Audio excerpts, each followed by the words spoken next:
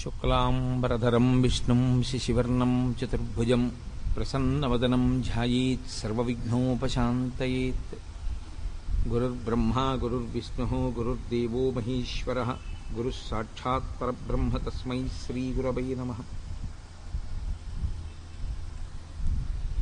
వ్యాసాయ విష్ణురూపాయ వ్యాసరూపాయ విష్ణవే నమో వై బ్రహ్మనిధయే వాసిష్ఠాయ నమో నమః. కూజంతం రామ రామీతి మధురం మధురాక్షరం ఆరుహ్య కవితాశాఖాం వందే వాల్మీకికోకిలం. శ్రుతిస్మృతిపురాణానాం ఆలయం కరుణాలయం నమామి భగవత్పాదశంకరం లోకశంకరం. వాగర్ధావివ సంపృక్తౌ వాగర్ధప్రతిపత్తయే జగతః పితరౌ వందే పార్వతీపరమేశ్వరౌ. సూక్తిం సమగ్రయతున స్వయమేవ లక్ష్మీః శ్రీరంగరాజమహిషీమధురైః వైదగ్ధ్యవర్ణగుణగుంభనగౌరవైర్యాం కండూలకర్ణకుహరాः కవయోధయంతి. హైమోర్ధ్వపుండ్రమజహన్మకుటం సునాసం మందస్మితం మకరకుండలచారుగండం బింబాధరం బహుళదీర్ఘకృపాకటాక్షం శ్రీవేంకటేశముఖమాత్మని సన్నిధత్తాం. విమలపటీ కమలకుటీ పుస్తకరుద్రాక్షశస్తహస్తపుటీ కామాక్షి పక్ష్మలాక్షి కలిత విపంచీ విభాసి వైరించి. మనోజవం మరుతతుల్యవేగం జితేంద్రియం బుద్ధిమతాం వరిష్టం వాతాత్మజం వనరయూధముఖ్యం శ్రీరామదూతం శిరసా నమామి. ఆపదామపహర్తారం దాతారం సర్వసంపదాం లోకాభిరామం శ్రీరామం భూయో భూయో నమామ్యహం. హరి ఓం. పరమేశ్వర స్వరూపైన సభకి నమస్కారం.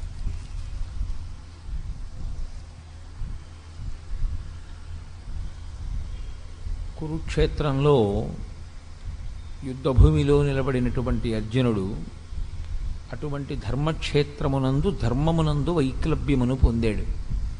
తాను ఏ విహిత కార్యమును చేయవలసి ఉంటుందో తన కర్తవ్యమేదో ఆ కర్తవ్యమును విస్మరించి దాని స్థానంలో ఆ సమయమునందు తనకి అక్కరలేనటువంటి భూతదయ అనేటటువంటి గుణాన్ని తీసుకుని అక్కరలేని విషాదానికి లోనైనటువంటి కారణం చేత అక్కడ మళ్ళీ ధర్మాన్ని పునర్వ్యవస్థీకరించి స్థాపించి అర్జునుడికి కలిగినటువంటి మోహబుద్ధిని పోగొట్టి ఆయనని కర్తవ్యమునందు సుముఖుణ్ణి చెయ్యడానికి మహానుభావుడైనటువంటి కృష్ణ పరమాత్మ జగదాచార్యుడిగా ప్రారంభం చేసినటువంటి ప్రసంగంతో నిన్నటి రోజున ఒక ప్రారంభోపన్యాసం చేసి ఉన్నాను.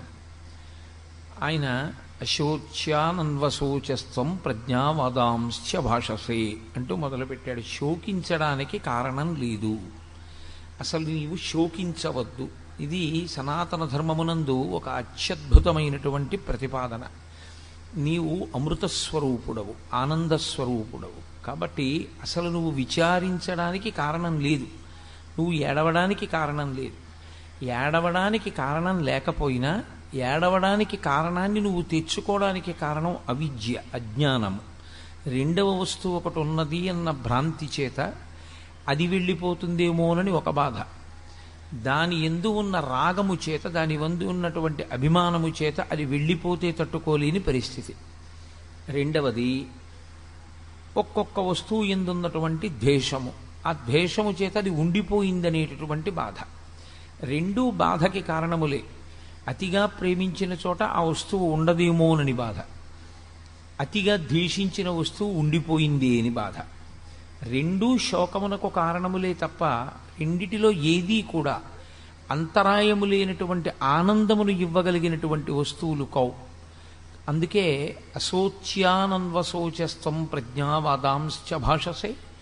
శోకించవలసినటువంటి స్థితి, శోకించడానికి కారణము లేని చోట శోకమునకు కారణాన్ని వెతుక్కుని ఏడుస్తున్నావు నువ్వు అంటూ ఆయన ఒక అత్యద్భుతమైన మాట అంటారు అర్జునుడితోటి. నేను ఒక వరుసక్రమంలో ఏమీ ఆ శ్లోకాలని స్పృశించడం లేదు, నేను 7 రోజుల ప్రసంగం కాబట్టి ఒక విహంగ వీక్షణంగా మాట్లాడుతున్నాను. క్షుద్రం హృదయ దౌర్బల్యం త్యక్తోత్తిష్ట పరంతప అంటారు. పరంతప అని పిలిచారు. పరంతప అంటే శత్రువులను దునుమాడగలిగినటువంటి వాడా, శత్రువులను తపింప చెయ్యగలిగినటువంటి వాడా, అంతటి సమర్థత కలిగినటువంటి వాడా, ఎంతమంది శత్రువుల్ని. అర్జునుడికి యుద్ధరంగంలో నిలబడేటటువంటి వాళ్ళు వ్యతిరేకంగా 3 లోకములే వచ్చి నిలబడిన, దేవతా సమూహములే వచ్చి నిలబడిన, దేవేంద్రుడే వచ్చి నిలబడిన ఆయన ముందు నిలబడలేరు. అటువంటి శక్తి పొందినవాడు పుట్టిన తరువాత కాదు, పుట్టక ముందు. పుట్టక ముందు ఈ శక్తి ఎలా వచ్చిందండి? శరీరం ఉంటే కదా శక్తి. అసలు శరీరం రాకముందు ఈ శక్తి ఎలా వచ్చింది అని మీకు అనుమానం రావచ్చు. మహాభారతం ఈ మధ్యనే కదా ఆదిపర్వం విన్నారు. పాండురాజు గారు సంవత్సరం పాటు తపస్సు చేశాడు ఇంద్రుణ్ణి ఉద్దేశించి. కుంతీదేవిని 1 ఏడాది పాటు వ్రతములు చేయమన్నాడు. ఇంద్రతేజస్సుని భరించగలిగినటువంటి గర్భాన్ని పొంది ఉండడం కోసమని. తాను తపస్సు చేస్తే ఇంద్రుడు ప్రత్యక్షమయ్యాడు. ఏం కావాలని అడిగాడు. 3 లోకములను జయించగలిగినటువంటి వీరుడు నాకు కొడుకుగా కావాలి. ఇప్పుడు అసలు అర్జునుడు పుట్టనూ లేదు. అర్జునుడు పుట్టడానికి కావలసినటువంటి తేజస్సు కుంతీదేవి గర్భమునందు చేరలేదు. గర్భమునందు పిండము తయారు కావడము ప్రారంభము కాలేదు. కానీ పుట్టబోయేటటువంటి పిల్లవాడు ఎంత తేజోవంతుడై ఉండాలో మాత్రం నిర్ధారణ అయిపోయింది. ఇంద్రుడు వరం ఇచ్చాడు, నీ కొడుకు 3 లోకములను జయించగలడు. ఇక్కడ 3 లోకములను జయించగలడు అన్న మాటకు అర్థం రావణాసురుల్లాగా తన ప్రయోజనం కొరకు గెలిచేటటువంటి వాడు కాడు. అందుకే ఆ పరాక్రమం, ఆ శక్తి దుర్వినియోగం అయిపోయి సమాజమునకు కంటకము కాకూడదు. అందుకే ముందు ధర్మదేవతానుగ్రహంగా ధర్మరాజునికి అన్నాడు పాండురాజు. ధర్మదేవత వెనక నడిచేటటువంటి తేజస్సు, ధర్మమును అనుసరించవలసిన తేజస్సు. ధర్మరాజు గారు ఏం చేస్తున్నారో దాన్ని అనువర్తించవలసినటువంటి పరాక్రమం. ఆ ధర్మరాజు గారు యుద్ధం చెయ్యడానికి అనుమతి అడుగుతున్నారు భీష్మద్రోణాదుల్లో కురుక్షేత్రంలో. ఆ ధర్మరాజు గారి తమ్ముడు ఆయన బాటలో వెళ్ళవలసినటువంటి వాడు అక్కరలేనటువంటి మెట్ట వేదాంతం అంతా తీసుకొచ్చాడు. పతంతి పితరో హ్యేషాం లుప్త పిండూదక క్రియాహ అంటున్నాడు. నేను యుద్ధం చెయ్యను, నేను వీళ్ళని చంపను, నాకు చంపడం ఇష్టం లేదు, ఈ నిత్తుటికూడు నాకు వద్దు, నాకు ఈ రాజ్యం వద్దు, నేనే దుర్యోధనుడి చేతిలో చనిపోతానంటున్నాడు. ఇటువంటి స్థితిలో ఆయన అంటున్నారు కృష్ణ పరమాత్మ, క్షుద్రం హృదయ దౌర్బల్యం. ఈ మాట అప్పుడు కాదు, కురుక్షేత్రంలో కాదు, ధర్మక్షేత్రంలో. ఈ మాట మానవాళి ఎంతకాలం ఉంటుందో, ఈ లోకములు ఎంతకాలం ఉంటాయో అంతకాలము ఈ మాట పనిచేస్తుంది. అందుకే భగవద్గీత యొక్క శక్తి అటువంటిది. క్షుద్రం హృదయ దౌర్బల్యం. క్షుద్రము అంటే అంతకన్నా హేయమైనది, అంతకన్నా నీచమైనది, అంతకన్నా తిరస్కరింపబడవలసినది, అంతకన్నా వర్జింపవలసినది వేరొకటి లేదు. అది క్షుద్రం. ఏది క్షుద్రం? హృదయ దౌర్బల్యం. మనసు బలహీనపడిపోవుట, మనసు దౌర్బల్యమును పొందుట. అంటే మనసుకి ఉండవలసినటువంటి బలాన్ని మనసు కోల్పోవడం. ఇప్పుడు మీరు ఒక విషయాన్ని చాలా జాగ్రత్తగా గమనించాలి. కృష్ణ పరమాత్మ మాట్లాడుతున్న దాంట్లో ఆయన అంటున్నారు, నీకు హృదయ దౌర్బల్యం ఏర్పడినది, దీన్ని త్యక్తోత్తిష్ట పరంతప, దీన్ని విడిచిపెట్టి ఉత్తిష్ట లే. ఇప్పుడు విడిచిపెట్టడానికి అర్జునుడు పట్టుకున్నాడా దౌర్బల్యాన్ని? మోహమునకు ఎప్పుడైతే వశుడయ్యాడో, ఎప్పుడైతే అటువంటి మోహము తనని ఆక్రమించడానికి, తన బుద్ధిని కప్పడానికి, వివేచనతో ఆలోచించడం అన్నది పక్కన పెట్టేశాడో అప్పుడు ఆ మోహం వచ్చేసింది. ఆ మోహము చేత అక్కర్లేనటువంటి బలహీనత వచ్చింది. ఇప్పుడు ఇది హృదయ దౌర్బల్యం అయిపోయింది. ఆయనకి శరీరమునందు బలం లేకపోలేదు. అర్జునుడు అప్పుడు ఆ కూలబడినప్పుడు కూడా అంతే బలవంతుడు. ఆయనకి ఏం నీరసం వచ్చో లేకపోతే గుండెపోటు వచ్చో పడిపోలేదు. ఆయన విపరీతమైన బలం ఉన్నవాడై పడిపోయాడు.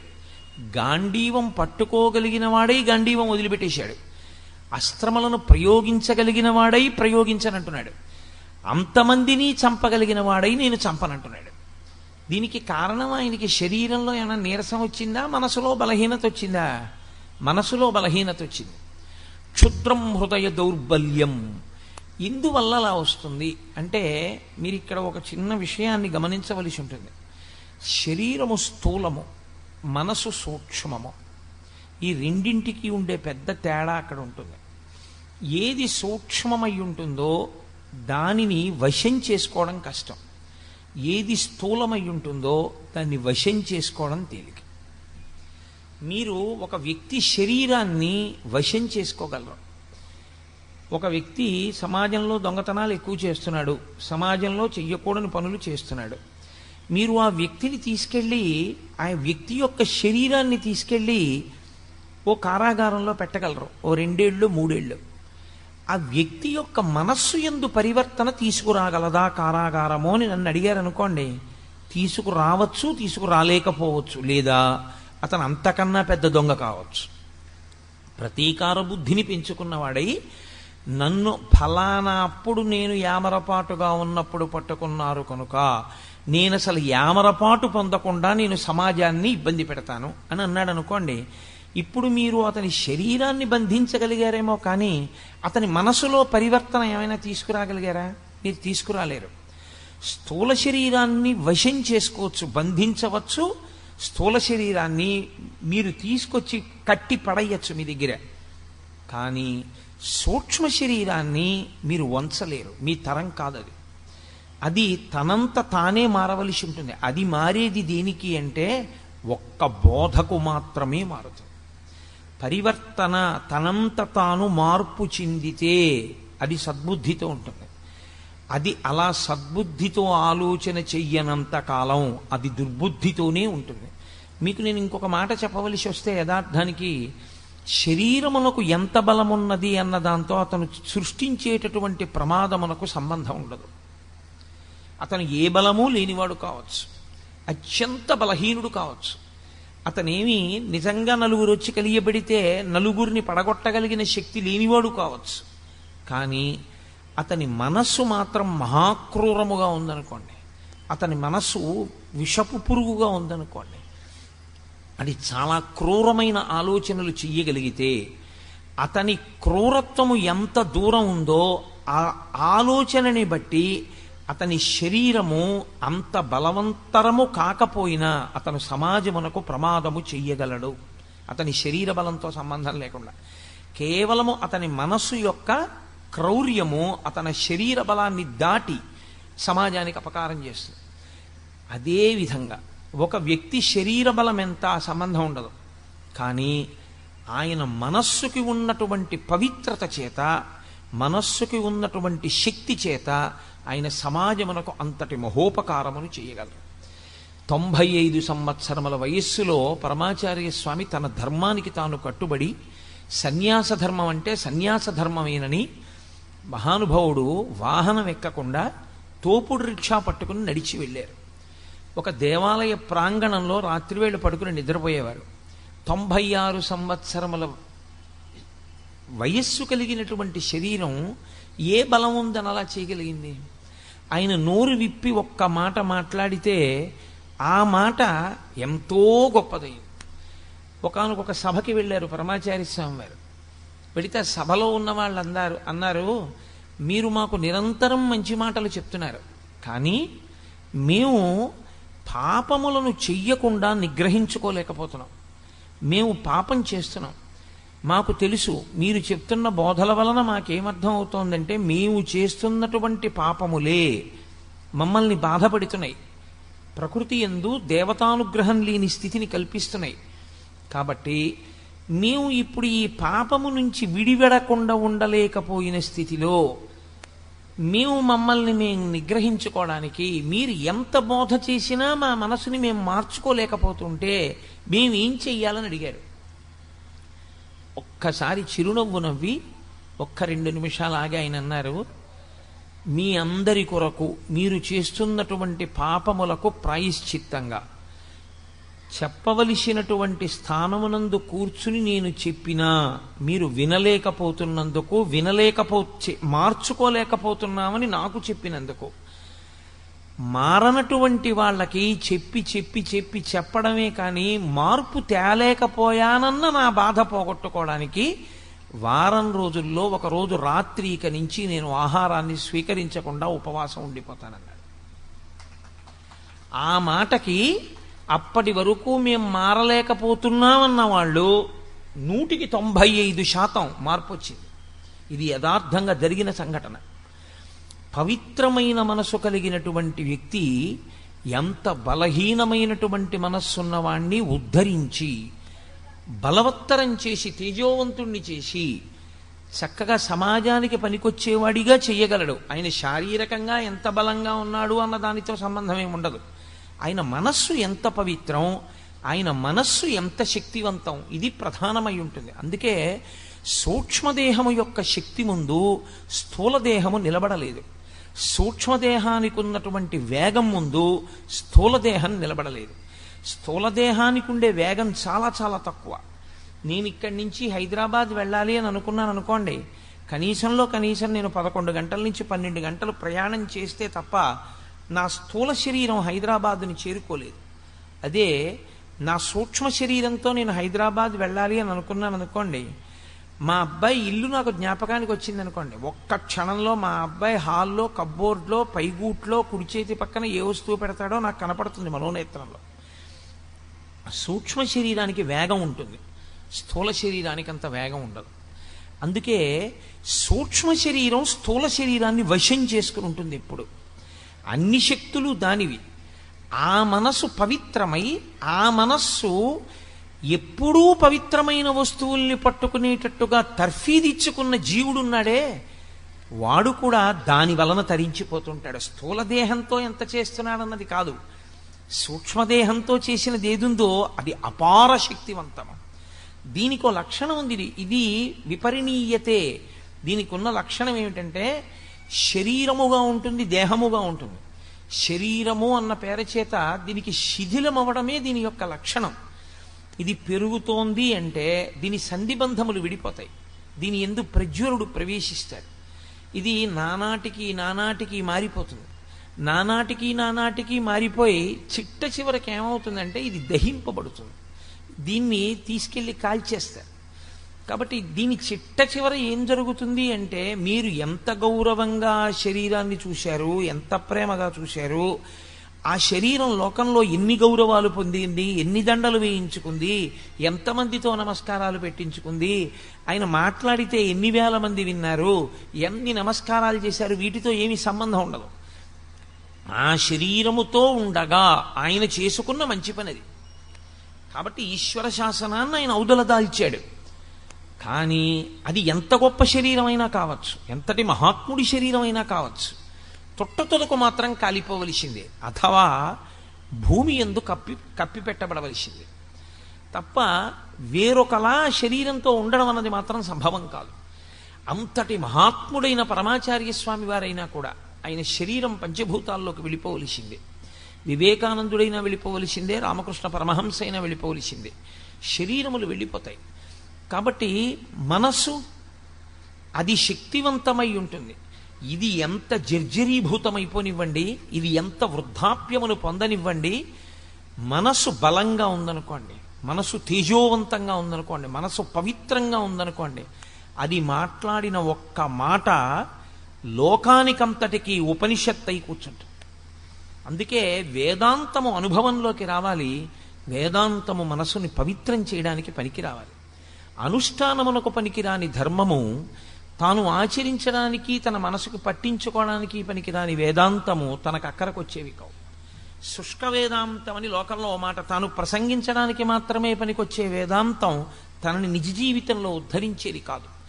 నిజంగా మనసుని పట్టిన వేదాంతం ఏదో అదే నిజంగా మనిషిని తరింపజేస్తుంది. రామకృష్ణ పరమహంస ఒక మాట చెప్తుండేవారు. వెనకటికి ఒక ఆయన ఉపన్యాసాలు చెప్తుంటే ఆయన బావమరిది గారు వచ్చేట ఇంటికి, ఆయనతో పాటు ఉపన్యాసాలకు వెళ్ళి వినుస్తుండేవాడు. వచ్చి అక్కగారి దగ్గరికి వెళ్ళి, అక్క బావ ఎంత బాగా చెప్పారనుకుంటున్నావు, అబ్బో బావగారి మాటలు వింటుంటే ఇంకా పెళ్లి చేసుకోవాలనిపించట్లేదు, ఎంత గొప్పగా చెప్పారే అనేవాడు. రోజు భార్య అనేది భర్త దగ్గర, ఏమండి మీరు ఆ ఉపన్యాసాలకు వెళ్ళినప్పుడు వాడిని తీసుకెళ్తున్నారు, పిల్లవాడు వాడు వైరాగ్యం పొందుతున్నాడు, వాడేమో చిచి ఇంకా నాకు అక్కర్లేదక్క, నాకు అసలు ఇష్టం లేదు, ఇంకా జీవితం అంటే అసహ్యం పుట్టేసింది, బావగారి మాటలు విన్న తర్వాత ఇంకా పెళ్ళి ఏమిటి, జీవితం ఏమిటి, సంసారం ఏమిటి అనిపిస్తోంది అంటున్నాడు. వాడు ఏ సన్యాసుల్లోకి వెళ్ళిపోతాడో భయంగా ఉందండి అని. అంటే భర్త అనేవాడు రోజును భయపడకే, అసలు నిజంగా నోటితో ఇన్ని మాటలు మాట్లాడిన వాడు ఎవడుంటాడో వాడు సంసారాన్ని విడిచిపెట్టడు. ఎవడు నిజంగా వైరాగ్యాన్ని పొందాడో వాడు చెప్పి చెప్పకుండా పోతాడు, వెళ్ళిపోతాడు. రోజు ఆవిడ అలాగే అంటుండేది, ఆయన అలాగే అంటుండేవాడు. ఒకరోజు మళ్ళీ భార్య అడిగింది భర్తని, ఏమండి ఇవాళ మా తమ్ముడు మరీ గొప్పగా చెప్పేశాడండి. పడుక్కుంటున్నాడు ఆయన మంచం మీద. పడుకుంటున్నవాడు లేచి అన్నాడు, ఏమిటో మీ తమ్ముడు మనసుకు వంట పట్టింది అనుకుంటున్నావు, సన్యాసుల్లో కలిసిపోతాడు అనుకుంటున్నావు. నిజంగా మనసుకు వంట పట్టినవాడు ఇంట్లోంచి ఎలా వెళ్ళిపోతాడో తెలుసా? ఇదిగో ఇలా వెళ్ళిపోతాడని తువ్వాలు తీసుకుని భుజం మీద వేసుకుని వెళ్ళిపోయాడు. ఆ వెళ్ళిపోవడం ఆయన మళ్ళీ ఇంటికి రాలా. అంటే ఆయన మనసుకు వంట పట్టింది. వంట పట్టినదేదో అది వేదాంతం, అది అప్పుడు పనికొస్తుంది. వేదాంతం జీర్ణము కావాలి, వేదాంతము మనస్సుని పట్టుకోవాలి. మనస్సుని పట్టని వేదాంతము ఆచరణాత్మకము కాదు, మీకు ధైర్యం ఇవ్వదు. ఎందుకంటే మీకు ధైర్యం ఇచ్చేది, మీకు ద్యుతినిచ్చేది, మీకు జవాన్నిచ్చేది, మీకు ఆ శక్తినిచ్చేది, మీ శరీరాన్ని పవిత్రం చేసేది, నిర్జరీభూతమైన శరీరంలో ఉన్నా సరే అసంఖ్యాకమైన పవిత్ర కర్మలు చెయ్యగలిగినది మనస్సొక్కటే, శరీరము కాదు. శరీరములకు పరిమితులు ఉంటాయి. చీకటి పడిపోయిన తర్వాత మీరు వెళ్ళలేరు. అదే కటిక చీకట్లో కూడా మీరు ఆనందనిలయ విమానానికి మాడవీధుల్లో ప్రదక్షిణం చేయగలరు మనస్సుతో. ఈ శరీరంతో, ఈ కంటితో సహస్రదీపాలంకార సేవ చూడాలి అంటే 7 కొండల మీద సాయంకాలం 5:30 నుంచి 6:30 గంట సేపు ఉంటేనే. మనస్సు శక్తివంతమైన వాడికి వెంకటాచలం వెళ్ళి 15 ఏళ్ళైనా తన ఒంటికి 98 సంవత్సరాల వయస్సు వచ్చేసినా ఆయనకి బెంగ ఉండదు. 98 ఏళ్ల వయస్సులో కూడా ఆయన మడత కుర్చీలో పడుకుని కళ్ళు మూసుకుని మానసికంగా వెళ్ళిపోగలడు.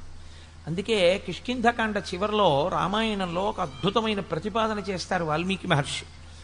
ఆయన అంటారు, సవేగవాన్వేగ సమాహితాత్మ హరిప్రవీర పరవీరహంత మనస్సమాధాయ మహానుభావో జగామలంకాం మనసా మనస్వీ అంట. అద్భుతమైన శ్లోకం. సుందరకాండకంతటికీ కూడా అదే పునాది, ఆ శ్లోకమే పునాది. అందులో ఆయన ప్రారంభం చేస్తూనే హనుమ లంకాపట్టణాన్ని శరీరంతో చేరలేదు, ఇంకా 100 యోజనముల దూరం వెళ్ళలేదు సముద్రాన్ని దాటి. కానీ జగామలంకాం మనసా మనస్వి, మనసుతో మాత్రం వెళ్ళిపోయారు లంకాపట్టణానికి. కిందనున్న వాళ్ళు కొన్ని కోట్ల వానరములు ఉన్నాయి, ఇవేం చూస్తున్నాయి? అయ్య బాబో ఇంత పెద్ద సముద్రం ఉంది కదా ఎలా పెడతాడంటున్నాయి. వీళ్ళెవరు వెళ్ళేవాళ్ళు గారు, చూసేవాళ్ళు వెంగెట్టుకుంటున్నారు ఎలా పెడతాడని. వెళ్ళవలసిన వాడు చేరిపోయాడు మనస్సుతోటి. అంటే ముందు మనసుకు ఆ బలం ఉంటే తప్ప శరీరం వెళ్ళదు.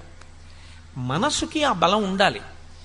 మనస్సు కాని బలహీనమైపోయింది అనుకోండి, ఉత్తర క్షణం వచ్చేటటువంటి పెద్ద ప్రమాదం ఏమిటో తెలుసా అండి? ఆలోచన స్రవంతిని ఎప్పుడూ కూడా మీ శక్తి జ్ఞాపకం వచ్చేటట్టుగా మిమ్మల్ని నడవనివ్వదు. భయం పుట్టేసింది అనుకోండి, లోపల నుంచి ఏ కారణానికైనా భయం వచ్చేసింది అనుకోండి, ఇంకా ఎంతసేపు ఏ ఆలోచన వస్తుందో తెలుసా అండి? ఏమైనా అయిపోతే అదే తప్పించి అసలు ఏదీ చేయలేడు.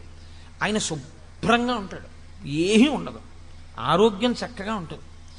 ఇక్కడి నుంచి హైదరాబాద్ వెళ్ళాలంటే ఇంకోళ్ళని తోడు అడుగుతాడు, ఎవరన్నా మీరు వస్తారా అంటాడు.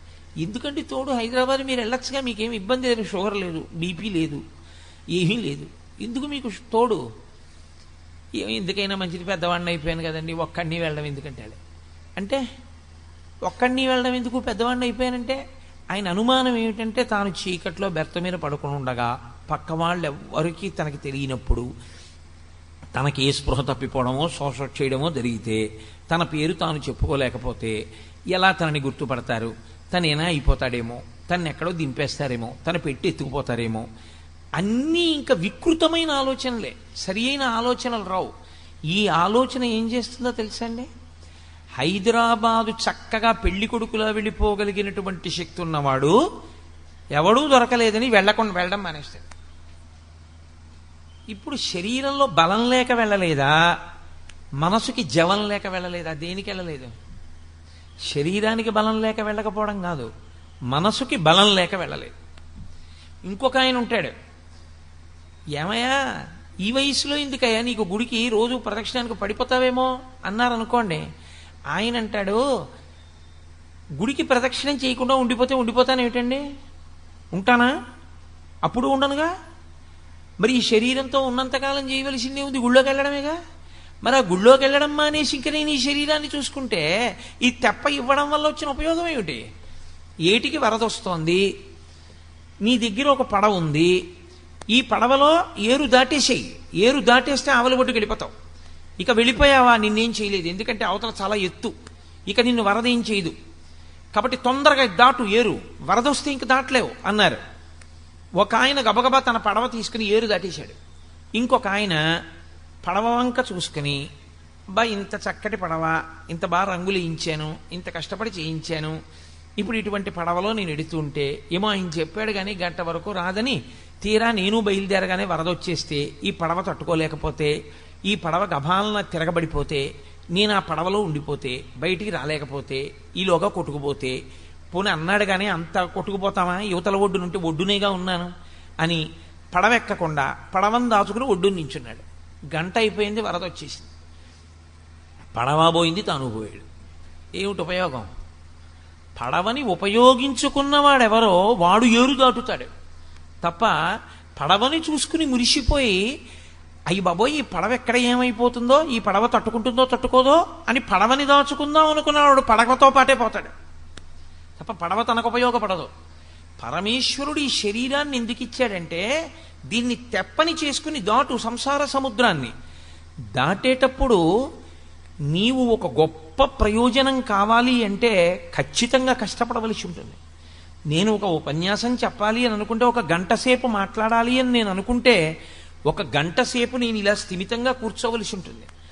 ఒక గంట సేపు నేను దేని గురించి మాట్లాడుతున్నానో దాని మీదే దృష్టి పెట్టవలసి ఉంటుంది. నా ఎదురుగుండా వీడియోగ్రాఫర్లు తిరుగుతున్నా, ఫోటోగ్రాఫర్లు తిరుగుతున్నా, వాళ్ళ పని వాళ్ళు చేస్తున్నా, అది నా దృష్టికి భంగపాటైనా, అది నా దృష్టి కేంద్రీకరణని పాడు చేస్తుందని నాకు తెలిసినా నేను చూసి కూడా దాన్ని చూడకుండా ఉండాలి. నేను దాని మీద దృష్టి పెట్టాననుకోండి, వెంటనే నేను ఏం మాట్లాడుతున్నానో పోతుంది. కాబట్టి దానికి నేను సిద్ధపడగలిగితే నేను గంట సేపు ప్రసంగం చేయగలను, లేకపోతే నేను ప్రసంగం చేయలేను. ఆ కష్టం నేను భరించవలసి ఉంటుంది. నువ్వు ఈశ్వరుణ్ణి చేరడం అనేటటువంటి గొప్ప ప్రయోజనాన్ని పొందాలన్నా, అథవా ఉత్తమ లోకాల్ని చేరుకోవాలన్నా, లేదా కనీసం మళ్ళీ మనుష్య ఉపాధిలోకి రావాలన్నా నువ్వు దీంతో కొంత కష్టం చేయవలసి ఉంటుంది. దీనితో నువ్వు ఒక ప్రసంగానికి వెళ్ళి కూర్చుని వినలేదు, ఎలా నీకు వస్తుంది శాస్త్రం? ఎక్కడి నుంచి వస్తుంది నీకు తెలియమంటే విషయం తెలియదు. నువ్వు పుస్తకం చదవవు, పుస్తకం ఇంట్లో ఉంది, పెద్దలు చదివించారు, చదువుకోగలవు.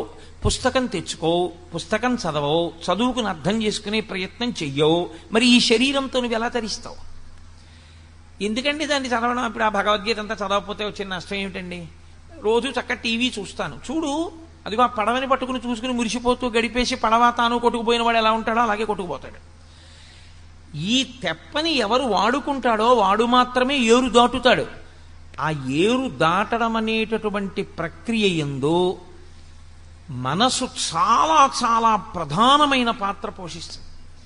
ఆ మనసు కాని దౌర్బల్యమునకు లోనైపోయిందనుకోండి, అది ప్రతి చిన్నదానికి కదిలిపోయి భయపడిపోయిందనుకోండి, శరీరమునందు ఉండవలసినటువంటి బలం అంతా ఉన్నా నిరర్ధకమే. ఎందుకో తెలుసా అండి? శోకమునకు కొన్ని లక్షణాలు ఉంటాయి. శ్రీరామాయణంలో లక్ష్మణస్వామి చెప్తారు రామచంద్రమూర్తితో, శోకో నాశయితే ధైర్యం, శోకో నాశయితే ధృతం, శోకో నాశయితే సర్వం, నాస్తి శోక సమోరిపు. ప్రపంచంలో శోకమును మించిన శత్రువు లేడు.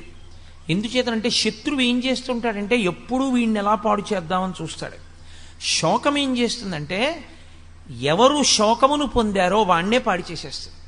శోకమునకు వాడే శత్రువు. ఎవడు శోకమును పొందాడో వాడిని పాడు చేస్తుంది. నిప్పు తీసుకొచ్చి నేను జేబులో వేసుకున్నాను అనుకోండి, అయ్యో వాళ్ళు ఎవ్వరూ నిప్పట్టుకోలేదు, పాపం ఈయన ఒక్కడే జేబులో వేసుకున్నాడు అని, జేబులో వేసుకోలేదు నన్ను వీడొక్కడే జేబులో వేసుకుని గౌరవించాడని నన్ను గౌరవించి ఊరుకుని మిమ్మల్ని కాలుస్తుందా? జేబులో వేసుకుని నన్ను కాలుస్తుందా? నన్ను కాలుస్తుంది. అలా శోకము ఎవరి యందు ఉత్పన్నమైందో వాళ్ళనే పాడు చేసేస్తుంది శత్రువై. ఆ శోకము మొట్టమొదట చేసే పని ఏమిటి అంటే శోకో నాశయతే ధైర్యం. శోకము వలన ధైర్యం పోతుంది. ధైర్యము అంటే అది పెద్ద విషయం ఏముందండి, మనం చేయగలం అనలేడు. ఎన్ని వనరులు ఉండనివ్వండి, ఎన్ని సంభారములు దగ్గర ఉండనివ్వండి, ఎంత చెయ్యగలిగిన సమర్థత ఉండనివ్వండి, మొట్టమొదటే బెంగ. నాకు తెలుసున్న ఆయన ఒక ఆయన ఉండేవాడు. ఆయన ఉండేది ఏలూరులో, వెళ్ళవలసింది తాడేపల్లిగూడెం. ఇంకా మర్నాడు వెళ్ళాలి తాడేపల్లిగూడెం. వెళ్ళి ఏదో ఒక చాలా ముఖ్యమైన విషయం మీద వెళ్ళవలసి ఉంది నేను ఆయన దగ్గరికి నేను వెళ్ళి అన్నాను, అయ్యా ఇవాళ మనం రేపు పొద్దున్నే 5:30 ట్రైన్ ఎక్కేస్తే తాడేపల్లిగూడెం వెళ్ళిపోతాం. మీ ఇల్లు దగ్గరేగా, పవర్ ప్యాట్ స్టేషన్ వెనకాతలే, కాబట్టి మనం పవర్ ప్యాట్ స్టేషన్లో ఎక్కేద్దాం పాసింజర్ కాబట్టి. అంటే ఆయన అన్నాడు, కష్టం అండి అన్నాడు. ఎందుచేత కష్టం అన్నాను. మీరు చెప్తే ఆశ్చర్యపోతారు. వ్యక్తి మనస్సు బలహీనత అంటే అలా ఉంటుంది. ఆయన నాకు 2 కారణాలు చెప్పాడు. ఈ 2 కారణముల చేత మనం ప్యాసింజర్కి వెళ్ళలేము. ఏమిటి అన్నాను. 3 సందుల అవతల పిచ్చి కుక్క ఒకటి తిరుగుతోంది. శీతాకాలం కదండి, 5 గంటలకి చీకటి తెల్లవారదు. 5 గంటలకి మనం ఇంట్లోంచి బయటికి వెడితే ఆ పిచ్చి కుక్క మీద పడితే తాడేపల్లిగూడెం మాట తర్వాత మనని రక్షించేవాడు ఉండడు, హైడ్రోఫోబియా వస్తుంది. ఎవరి ఇంట్లో వాళ్ళు కూడా చూడరు. కాబట్టి సాహసం చేయలేం. పిచ్చి కుక్క 3 వీధుల అవతల ఉంది కాబట్టి మనం వెళ్ళలేం, మొదటి విషయం. 2, నా దగ్గర చిల్లర లేదు. చిల్లర లేకపోతే ఏమండి అంటే మీకు తెలియదు కోటేశ్వరారు, మనం వెళ్ళి బుకింగ్ కౌంటర్లో చెయ్యి పెట్టి 100 రూపాయలకి అయితే ఇచ్చి తాడేపల్లిగూడెం అనగానే వాడి చెయ్యి తోసేసి చిల్లర తెచ్చుకోండి అంటాడు. ఎవ్వడు ఇవ్వడు. 100 రూపాయలకి చిల్లర ఇమ్మంటే ఎవడు ఇవ్వడండి. పొద్దున్నే చిల్లర ఎక్కడుందండి అంటాడు. పోను కాఫీ తాగి చిల్లర పుచ్చుకుందంటే కాఫీ తాగితే చిల్లర ఎక్కడ ఇస్తామంటాడు. కాబట్టి ఇప్పుడు నేను చిల్లర తేవడానికి ఎవరింటికి వెళ్ళి అందరిళ్ళ ముందు నిలబడి అమ్మ 100 రూపాయలకి చిల్లర ఇవ్వండి ఇప్పుడే అడిగి పుచ్చుకోను. ఇప్పుడు వెళ్ళలేను, రాత్రి అయింది కాబట్టి 9 అయిపోయింది. పడుకునే వాళ్ళని లేపి 100 రూపాయలు చిల్లర అడిగితే బాగుండదు. రేపు పొద్దున్న చిల్లర ఇస్తాడని నమ్మకం లేదు, కాబట్టి వద్దండి అన్నాడు. నేను తెల్లబోయి సరేలేండి అయితేనని చెప్పి నేను వెళ్ళిపోయాను. నేను నా కార్యంలో సఫలీకృతుడైపోయాను. నేను పొందవలసిన ఫలితాన్ని పొందేశాను. ఆయన పిచ్చి కుక్క తనని తరమకూడదు అని 7 గంటలకో 8 గంటలో అయిన తర్వాత బయలుదేరి ఉన్నాడు. ఆయన వచ్చేటప్పటికి అసలు పొందవలసిన ప్రయోజన సంబంధమైనటువంటి విషయం మూసేశారు. ఆయన పొందలేకపోయాడు. దానివల్ల అదే సామాన్యమైన విషయం అనుకుంటున్నారేమో, ఆయన జీవితంలో మళ్ళీ ఆ విషయాన్ని ఇక సాధించుకోలేకపోయాడు. అలాగే వెళ్ళిపోయింది ఆయన శరీరం. కాబట్టి మనస్సు బలహీన పడిందనుకోండి, మనిషి శరీరమునకు ఎంత బలం ఉన్నా వాడు పొందలేడు. 1,00,000 రూపాయలు ఉన్నాయి, 100 రూపాయలకి చిల్లర ఇవ్వలేదు అనుకోండి, ఉంచేసుకుని గూడెం టికెట్ ఇవ్వండి, పర్వాలేదు, నేను గూడెం వెళ్ళడం ప్రధానం, తీసుకుంటానండి అన్నాడు అనుకోండి, 100 రూపాయల చిల్లర వాడే ఇస్తాడు. అసలు ఏ ధైర్యం లేకపోతే ఏ పని చెయ్యాలన్నా ధైర్యమే, ఏ పని చేద్దామన్నా పిరికితనమే, ఇంకేం చేస్తాడు? అటువంటి వాడు ఏమీ చెయ్యలేడు. కాబట్టి శోకో నాశగితే ధైర్యం, శోకో నాశగితే శృతం. విన్నది జ్ఞాపకానికి రాదు. ఏది నువ్వు విన్నావో ఆ విన్నవేవి జ్ఞాపకానికి రావు. ఎందుకంటే శోకమును పొందినటువంటి కారణం చేత విన్నవన్నీ మరుగున పడిపోతాయి. ఆ భయ విహ్వలుడైపోయినటువంటి వాడికి ఎంత గొప్ప వ్యక్తుల దగ్గర ఎన్ని గొప్ప విషయాలు విన్నవాడైనా కానివ్వండి, సాక్షాత్తు ధర్మరాజు గారికి తమ్ముడు ధర్మరాజు గారితో కలిసి తిరిగాడు, కానీ ధర్మరాజు గారు చెప్పిన మాటలు గుర్తులేవు. కృష్ణ పరమాత్మతో తిరిగాడు, కృష్ణ పరమాత్మ చెప్పిన మాటలు గుర్తులేవు. ద్రౌపదీదేవి కురుక్షేత్రానికి ముందు ఏడిచిన ఏడుపు గుర్తులేదు, తాను ఎందుకు యుద్ధం చెయ్యాలో గుర్తులేదు. శోకో నాశయితే శృతం, శోకో నాశగితే సర్వం. ఇంకా ధైర్యం కోల్పోయిన వాడికి, పెద్దలు చెప్పిన మాటలు గుర్తురాని వాడికి, కార్యాన్ని నిర్వహించలేని వాడికి వాడు పొందగలిగిందే ఉంటుంది, వాడేమీ పొందలేడు. కాబట్టి వాడు సమస్తమును కోల్పోతాడు. కాబట్టి శోకో నాశగితే సర్వం నాస్తి శోక సమోరిపహు. లోకంలో శోకముతో సమానమైనటువంటి శత్రువు లేడు, ఉత్సాహముతో సమానమైన మిత్రుడు లేడు. లోకంలో అందరికన్నా గొప్ప మిత్రుడు ఎవరో తెలుసా అండి? ఉత్సాహమే. ఉత్సాహో బలవాన్నార్యా నాస్తుత్యాహత్పరం బలం సోత్సాహస్యాస్తి లోకేస్మిన్ నకించితపి దుర్లభం. అసలు ఉత్సాహం ఉన్న వాడికి దుర్లభం అన్న మాట లేదు.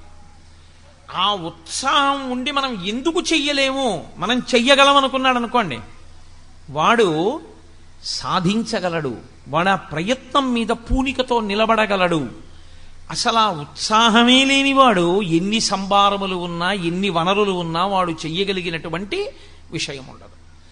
కాబట్టి అది క్షుద్రం హృదయ దౌర్బల్యం. సిగ్గుగా లేదు నీకు ఈ మాట అనడానికి? కూలబడిపోతావా సిగ్గు లేకుండా? గాంధీవాన్ని విడిచిపెట్టావా? ఒళ్ళంతా చెమటలు పట్టాయా? భీరు అయిపోయావా? భయపడిపోయానని చెప్తున్నావా? యుద్ధం చెయ్యనంటున్నావా? నీకు అసహ్యం పుట్టట్లా నీ మాటల మీద నీకు? కాబట్టి క్షుద్రం హృదయ దౌర్బల్యం త్యక్త్యోత్తిష్ట పరంతప, విడిచిపెట్టవు. చిత్రం ఏమిటో తెలుసా అండి? ఎవరు ఆ దౌర్బల్యాన్ని పొందారో వాడు విడిచిపెట్టాలి తప్ప పక్కవాడు విడిచిపెట్టు విడిచిపెట్టు విడిచిపెట్టు విడిచిపెట్టని ఎన్ని మాటలు చెవిలో చెప్పినా వాడు విడిచిపెట్టనంతసేపు వాడి ధైర్యం మళ్ళీ వాడికి రాదు. ఇప్పుడు అర్జునుడికి మళ్ళీ ధైర్యం కలగడం అన్నది ఎక్కడుందంటే ఆ మోహం పోవాలి. ఆ మోహం పోయి మళ్ళీ తాను ఏది స్మృతిని పొందాలో అది స్మృతిలోకి వస్తే, తన కర్తవ్యం ఏదో తనకి గుర్తొస్తే, తన ధర్మం ఏదో తనకి జ్ఞాపకానికి వస్తే, తాను చెయ్యవలసిన పని చెయ్యడానికి తాను ఉద్యుక్తుడైతే తాను చేసేయగలడంతే. కాబట్టి నువ్వు ఉత్తర క్షణం ఆ క్షుద్రమైనటువంటి హృదయ దౌర్బల్యాన్ని విడిచిపెట్టేసి ఉత్తిష్ట, లేచి అర్జున ప్రారంభించు యుద్ధాన్ని. ఉత్తిష్ట అన్న మాటకు అర్థం ఇక్కడ కేవలం శరీరంతో లేవడం కాదు. ఉత్తిష్ట అన్న మాటకు అర్థం పూర్వం ఎలా నిలబడ్డావో అలా నిలబడు. ఈ యుద్ధానికి వచ్చే ముందు ఎంత సంతోషంగా వచ్చావో, ఇన్నాళ్లకి నా పగ తీరుతోంది, ఇన్నాళ్లకి దుష్టబుద్ధి కలిగినటువంటి కౌరవుల్ని మట్టు పెడుతున్నాను, నా కర్తవ్యం నేను నిర్వహిస్తున్నాను, క్షత్రియుడనై పుట్టినందుకు దుష్టుల్ని సంహరించి ధర్మాన్ని నిలబెడుతున్నాను అని ఏ పూనికతో వచ్చావో ఆ పూనికను నువ్వు పొందు. ఆ పూనికను నువ్వు పొందావు అనడానికి గుర్తేమిటో తెలుసా? మళ్ళీ నువ్వు గాంధీవం పట్టుకు లేచి నిలబడాలి. పడిపోయిన అర్జునుణ్ణి లేవదీయడానికి 18 అధ్యాయాలు చెప్పాల్సి వచ్చిందండి. పడిపోవడం చాలా తేలిక జీవితంలో, పైకి లేవడం అంత తేలిక కాదు. మళ్ళీ పైకి లేవాలంటే, మానసికంగా బలహీన పడిపోయిన వాడు లేవాలి అంటే కృష్ణ పరమాత్మ లాంటి ఆచార్యుడు దొరకాలి, మళ్ళీ అంతటి సద్బోధ దొరకాలి, తన ధర్మం తనకి తెలియాలి, తెలిసి లేచి నిలబడి మళ్ళీ గాంధీవాన్ని పట్టుకోవాలి. అందుకే మనందరం కూడా ఆ ధర్మక్షేత్రంలో ఉన్న వాళ్ళమే. అర్జునుడు మిష అంతే. మనందరం కూడా ధర్మక్షేత్రంలో ఇలాగే దిక్కు తెలియక పడిపోయి ఉన్నాం. మనం ఏం చెయ్యాలో మనకి తెలియదు, మన ధర్మం ఏమిటో మనకి తెలియదు, మనం ఎలా ప్రవర్తించాలో మనకి తెలియదు, మనం ఈశ్వరుణ్ణి ఎలా ఆరాధించాలో మనకి తెలియదు, సభలోకి వస్తే ఎలా కూర్చోవాలో మనకి తెలియదు, ఎదురు కుర్చీ మీద కాళ్ళు పెట్టి పెద్దల ముందు కూర్చోవచ్చో కూర్చోకూడదో కూడా మనకి తెలియదు. తెలియని స్థితిలో సభలో పడిపోయి ఉన్నటువంటి వాళ్ళని ఉద్ధరించడానికి భగవద్గీత వస్తుంది. కాబట్టి ప్రతి చిన్న విషయాన్ని స్పృశించడానికే భగవద్గీత. నీ ధర్మాన్ని నువ్వు తెలుసుకోగలిగితే, నీ ధర్మమునందు నువ్వు నిలబడగలిగితే అదే నీ కర్తవ్యం. నేను ఈ సభకు వచ్చినప్పుడు మా ఆఫీస్ నుంచి వచ్చినట్టు ప్యాంటు చొక్కాతో రావచ్చు, ప్యాంటు చొక్కాతో వచ్చి కూర్చున్నా నేను భగవద్గీత చెప్పగలను. కానీ నేను ఎందుకు రాలేదు? నాకో ధర్మం ఉంది, నాకో కర్తవ్యం ఉంది. నేను ఇక్కడ భగవద్గీత మాట్లాడేటప్పుడు నేను ఒక వైదికమైన దుస్తులతో రావాలి. ఒక గోరు చుట్టు కోసే డాక్టరు ప్యాంటు చొక్కా వేసుకుని బూట్లు వేసుకుని ఉన్న గోరు చుట్టు కొయ్యగలడు. కానీ ఆకుపచ్చటి సూటు వేసుకొచ్చిన ప్యాంటు చొక్కా బయట వదిలేసి పర్సు, సెల్ ఫోను, వాచి, ఉంగరాలు కూడా తీసేసి కాంపౌండర్కి ఇచ్చేసి ఆపరేషన్ థియేటర్లోకి ఎందుకు వెళ్తున్నాడు? కర్తవ్యతా నిష్ఠ, ఒక మర్యాద. సన్యసించిన వ్యక్తి నేను సర్వసంగ పరిత్యాగిని అని కాషాయం ఎందుకు కట్టుకుంటున్నాడు? ఇంకా తాను పట్టుకోవలసింది ఏమీ లేదు అని గుర్తు. నేను అన్నీ విడిచిపెట్టేశానని గుర్తు ఏమిటంటే ఆయన పట్టుకున్న కాషాయం. ఒక్కొక్కటి ఒక్కొక్క దాన్ని సంకేతిస్తుంది. నువ్వు దేని కొరకు వచ్చావో దాని కొరకు నీ కర్తవ్యాన్ని నిర్వహించడానికి కావలసిన ధర్మాన్ని నువ్వు పట్టుకోవాలి. అలా నువ్వు నిలబడగలగాలి, అలా నువ్వు కూర్చోగలగాలి, అలా నువ్వు ఎలా ప్రవర్తించాలో అలా ప్రవర్తించగలగాలి. యుద్ధభూమికి వచ్చినటువంటి వాడు భూతదయ గురించి మాట్లాడడానికా ఇన్ని తపస్సులు చేసి అస్త్రాల్ని పొందింది? ఇన్ని అస్త్రాలు పొందినవాడు ధర్మాన్ని నిలబెట్టవలసిన వాడా? క్షత్రియుడు సన్యాస ధర్మాన్ని, బ్రాహ్మణ ధర్మాన్ని స్వీకరించి భూతదయ అంటూ ఉపన్యాసాలు చెప్పి ఇంటికి వెళ్ళిపోవడానికే? అదే క్షత్రియుడు చేయవలసిన పని. ఎంత మోహానికి లోనైపోయావు! క్షుద్రం హృదయ దౌర్బల్యం. నీకు అక్కర్లేని ధర్మాన్ని నువ్వు పట్టుకున్నావు, దానివల్ల వచ్చింది నీకు ఈ దౌర్భాగ్యం అంతా, దానివల్ల వచ్చింది ఈ దౌర్బల్యం అంతా. నీ ధర్మాన్ని నువ్వు పట్టుకో. ఈ భూతదయ గురించి మాట్లాడవలసిన వాడు బ్రాహ్మణుడు, ఈ భూతదయ గురించి ఉపన్యాసాలు చెప్పవలసిన వాడు బ్రాహ్మణుడు, ఈ భూతదయని పాటించవలసిన వాడు బ్రాహ్మణుడు. లోకంలో ధర్మం నిలబడడానికి అధర్మాన్ని పట్టుకున్న వాణ్ణి సంహరించి ధర్మాన్ని నిలబెట్టవలసిన వాడు క్షత్రియుడు. నీ ధర్మం, నీ కర్తవ్యం అది. ఒక ధర్మాన్ని విడిచిపెట్టి ఇంకో ధర్మాన్ని పట్టుకోవడం వల్ల వచ్చినటువంటి మోహబుద్ధి చేత కింద పడిపోయావు. ఇప్పుడు నువ్వు పురుషుడవై, ఇంత గొప్పవాడవై నపుంసకుడవయ్యావు. నువ్వు స్త్రీవా పురుషుడివా? సమాజంలో ఎక్కడ ఉన్నా నువ్వు ప్రశ్నే. స్త్రీ సభలోకి వచ్చిందనుకోండి ఇబ్బంది లేదు, పురుషుడు సభలోకి వచ్చాడనుకోండి ఇబ్బంది లేదు. స్త్రీ ఇంట్లో ఉందనుకోండి ఇబ్బంది లేదు, పురుషుడు ఇంట్లో ఉన్నాడు అనుకోండి ఇబ్బంది లేదు. స్త్రీ రిజర్వేషన్ ఫామ్ పట్టుకుని రైల్వే కౌంటర్కి వెళ్ళింది అనుకోండి ఇబ్బంది లేదు, పురుషుడు రైల్వే రిజర్వేషన్ ఫామ్ పట్టుకుని రిజర్వేషన్ కౌంటర్కి వెళ్ళాడు అనుకోండి ఇబ్బంది లేదు. నపుంసకుడు రిజర్వేషన్ కౌంటర్ దగ్గర నుంచి ఎక్కడికి వెళ్ళినా ఇబ్బంది. ఎక్కడికి వెళ్ళినా ప్రశ్న, ఎక్కడికి వెళ్ళినా ఇబ్బంది. నపుంసకుడు. నువ్వు క్లీబహ అన్నాడు, నువ్వు క్లైబ్యం, నువ్వు నపుంసకుడు అయ్యావు. ఇవాళ నువ్వు మగవాడివి, పురుషుడివి, క్షత్రియుడివి. సిగ్గులేదు ఇలా మాట్లాడడానికి? ఒక ఆచార్యుడు, ఒక గురువు ధర్మమునందు మళ్ళీ శిష్యుణ్ణి నిలబెట్టడానికి, మళ్ళీ పూనిక కల్పించడానికి గురువు మాట్లాడడం అంటే అలాగే ఉంటుంది. దాని అస్తమానం గడ్డం పట్టుకు బతిమాలరు గురువుగారు. గురువుగారు మాట్లాడవలసి వస్తే, అజ్ఞానంలోంచి పైకెత్తవలసి వస్తే, మూఢా జహీహి ధనాగమ తృష్ణ కురు సద్బుద్ధిం మనసి వితృష్ణ యల్లభసే నిజ కర్మోపాత్తం విత్తంతేన వినోదయ చిత్తం అన్నారు జగద్గురు శంకర భగవత్పాదులు.